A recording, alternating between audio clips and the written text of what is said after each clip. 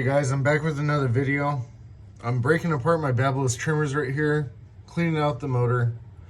You guys can see I've got that whole compartment clean.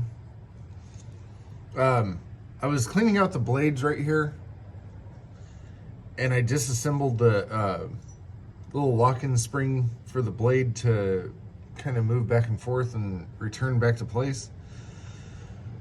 I got lost, so I thought, you know what? Let me make a video on how to kind of do this because I just figured it out in case someone else gets put in this position. You guys notice that the spring has this curve right here and it has this little lock-in part right here. The little piece that actually, let me kind of like halfway assemble it here. This right here comes up.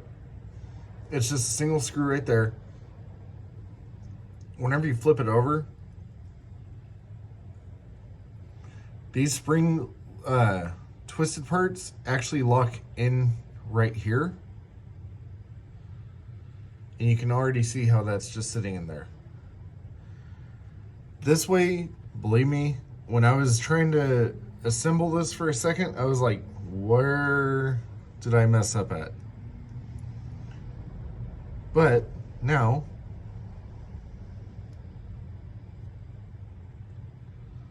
these little notches go into the top of the cutting blade itself right here. You got the notch here and right here. These just set down in there.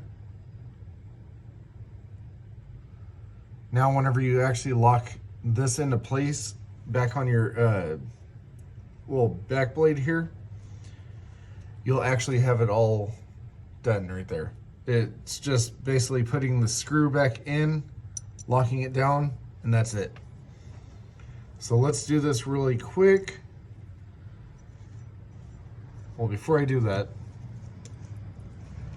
I just cleaned off my blade anyways, so I'm gonna throw a little bit of oil on there.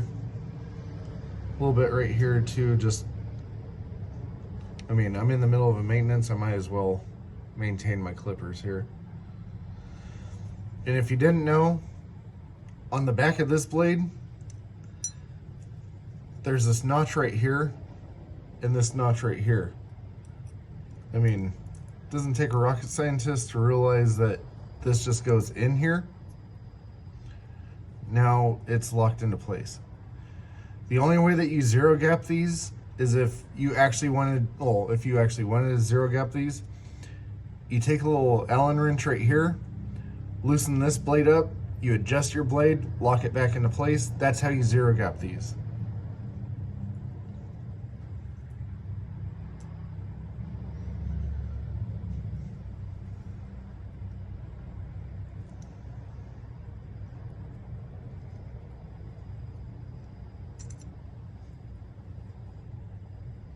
Sorry, you're gonna see me fumble around with this for just a second too.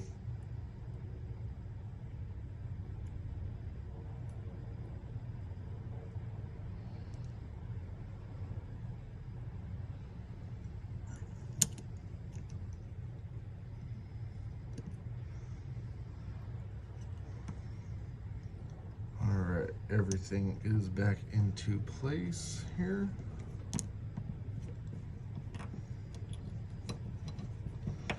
While applying a little bit of pressure down to that spring just to get this to lock down.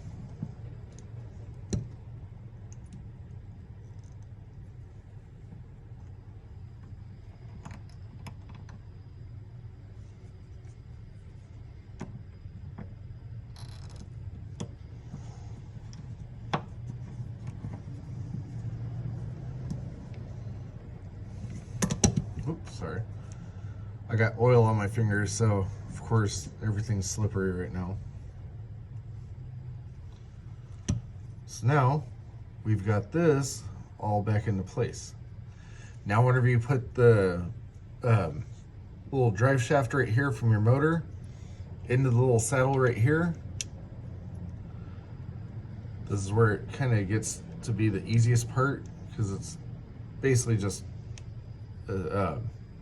lining the pieces up, putting your back screws in.